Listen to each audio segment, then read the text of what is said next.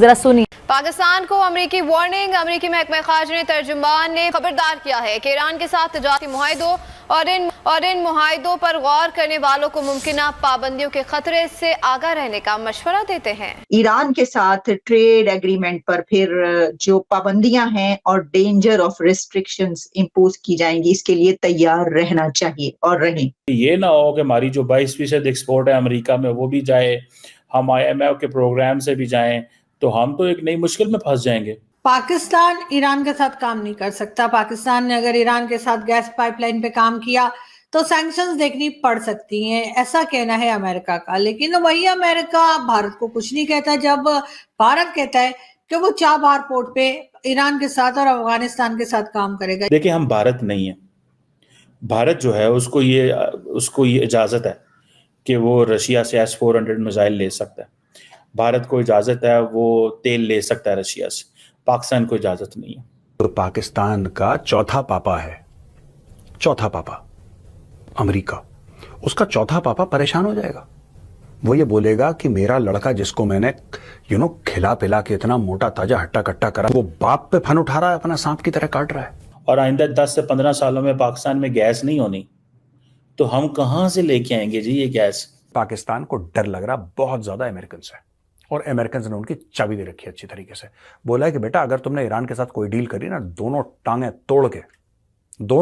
तोड़ के तुम्हारी फिर तुम्हें नचवाएंगे नाच बढ़िया वाला। जय हिंद दोस्तों, आपको पता ही होगा कि ईरान के सदर इब्राहिम रईसी आजकल पाकिस्तान का दौरा कर रहे हैं और इसी दौरान उनकी डिस्कशन हुई है कि $10 बिलियन का हम ट्रेड कर सकते हैं। लेकिन वहीं यूएस ने पाकिस्तान पर सेंसस लगाने की बात की है। उन्होंने कहा है कि अगर तुमने ईरान के साथ ट्रेड की तो तुम्हारी टांगें तोड़ देंगे और तुम्हें इस तरह से आइसोलेट करेंगे कि तुम्हें कहीं का दाना पानी नहीं मिलेगा। तो पाकिस्तान इस पर काफी चिंतित है। इसके ऊपर ही यह रिएक्शन वीडियो है। अगर आप चैनल पर नए हैं, चैनल को सब्सक्राइब करना मत भूलिएगा। अमेरिका के जो स्टेट डिपार्टमेंट के स्पोक्स पर्सन है मैथ्यू मिलर साहब, उन्होंने कमेंट किया है कि वो तमाम ममालिक जो ये समझते हैं कि वो ईरान के साथ कोई एग्रीमेंट कर सकते हैं, तो ये याद रखिएगा, कोई इकोनॉमिक एग्रीमेंट कर सकते हैं तो threats of sanction is there, threat of sanction is there। और साथ ही उन्होंने पाकिस्तान को ये कह दिया है कि जो पाकिस्तानी हैं they are the leading investors, ठीक है जी, इन वॉशिंगटन।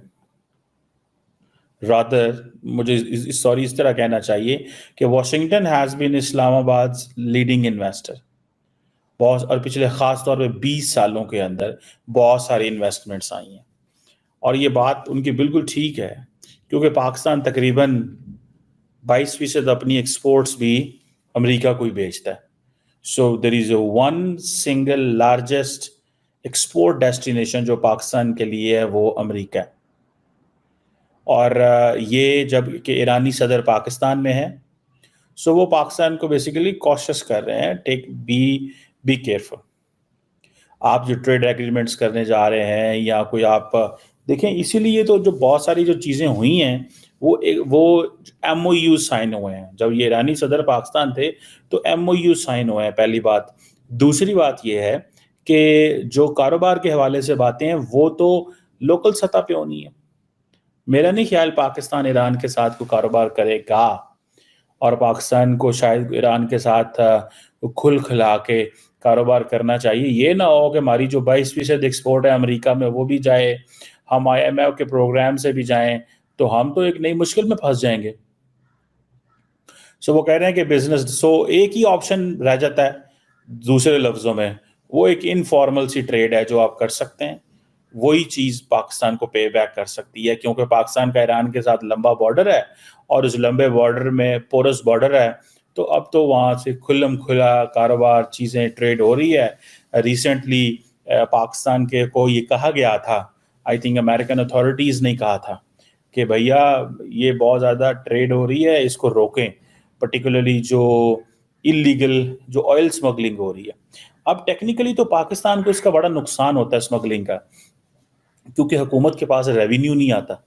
जो भी इंपोर्ट एक्सपोर्ट होती है या कोई चीज़ें सेल होती हैं, देखें जब एक बिजनेसमैन जो है या ये जो गैस स्टेशन या पेट्रोल स्टेशन पे जो शख्स बैठा हुआ है, जब वो उसके पास कोई वो चीज़ खरीदेगा तो वो उसकी इनवाइस आएगी और वो लिखेगा, जब वो बेचेगा तो इनवाइस होएगी तो वो बेचेगा। सो अगर आने की इनवाइस ही कोई नहीं है तो इसका मतलब है हुकूमत को टैक्स ही नहीं मिलना, अगर सेल ही नहीं होगा तो टैक्स ही नहीं मिलेगी। पाकिस्तान का चौथा पापा है, चौथा पापा अमेरिका, उसका चौथा पापा परेशान हो जाएगा। वो ये बोलेगा कि मेरा लड़का जिसको मैंने खिला पिला के इतना मोटा ताजा हट्टा कट्टा करा, जिसको मैंने पैसे दिए, अय्याशी के लिए सारे डॉलर दिए, वो बाप पे फन उठा रहा है, अपना सांप की तरह काट रहा है। अब इसको, अपने बाप को पाकिस्तान कैसे कॉन्फिडेंस देता अपने चौथे पापा को?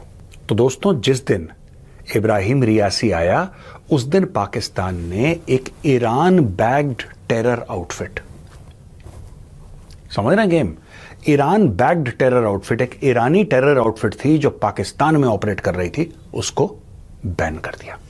इस टेरर ऑर्गेनाइजेशन का नाम है ज़ैनबियून ब्रिगेड। जो ज़ैनबियून ब्रिगेड है, this is funded by Islamic Republican guards, जो ईरान के है ना, Islamic Republican guard core IRGC, उसने फंड करा, उसने ट्रेन करा। ये कैसी ऑर्गेनाइजेशन है मैं बताता हूं। जो ज़ैनबियून ब्रिगेड है, ज़ैनबियून ब्रिगेड का ये काम है कि जितने भी पाकिस्तान के शिया हैं उनको इकट्ठा करो, क्योंकि इनमें बड़ी तकसीम रहती है, शिया ये फलाना, सुन्नी ये तो फलाना, बरेलवी ये तो देवबंदी ये तो अहले हदीस ये तो फलाना, इसमें भी बड़े फ्लेवर हैं।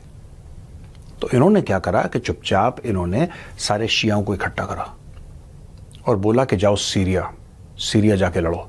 सीरिया में ईरान की वजह से और भी कारण थे, मतलब मैं ये सिर्फ नहीं कह रहा कि सिर्फ ईरान, सीरिया में 5 लाख से ज्यादा लोग मर गए, कोई नहीं पूछता, कोई नहीं पूछता। आपने देखा कि OIC की कोई मीटिंग हुई है, आपने देखा कि सारे मुसलमान देश एक बार इकट्ठा हो गए हैं और सब लोग कंडेम कर रहे हैं कि 5 लाख मुसलमान मर गए, इसका जवाब कौन देगा? नहीं नहीं नहीं नहीं, ये सब कॉलम में है ही नहीं, ना किसी को इंटरेस्ट है, ना कोई इसके बारे में बोलता है। ये दोगलापन है दोस्तों, दोगलापन। अब देखो पाकिस्तान ने क्या करा कि जिस दिन राष्ट्रपति ईरान का आ रहा था और पाकिस्तान लैंड कर रहा था, उसके लैंड करने से पहले, उसका हवाई जहाज नीचे उतरता, उसके पहले भाइयों ने ज़ैनबियून ब्रिगेड को एक टेरर ग्रुप डिक्लेयर कर दिया। क्यों? वो तो इतने साल से काम कर रहा था, आज का थोड़ा ना ज़ैनबियून ब्रिगेड, वो तो कब का है। और इसमें डायरेक्ट हाथ जो है, डायरेक्ट हाथ इसको बनाने का है वो जनरल कासिम सुलेमानी का है, जिसको अमेरिकन ने ड्रोन स्ट्राइक पे मार दिया था। ये देखिए फोटो कासिम सुलेमानी की।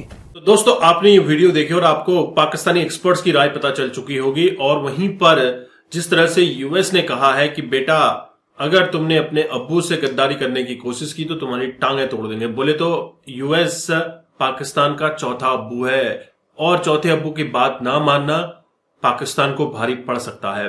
पाकिस्तान का जो 22% एक्सपोर्ट है अमेरिका के साथ है और वहीं IMF के प्रोग्राम भी अमेरिका से ही आते हैं। तो पाकिस्तान जो चल रहा है IMF के टुकड़ों पे ही अभी तक चल रहा है।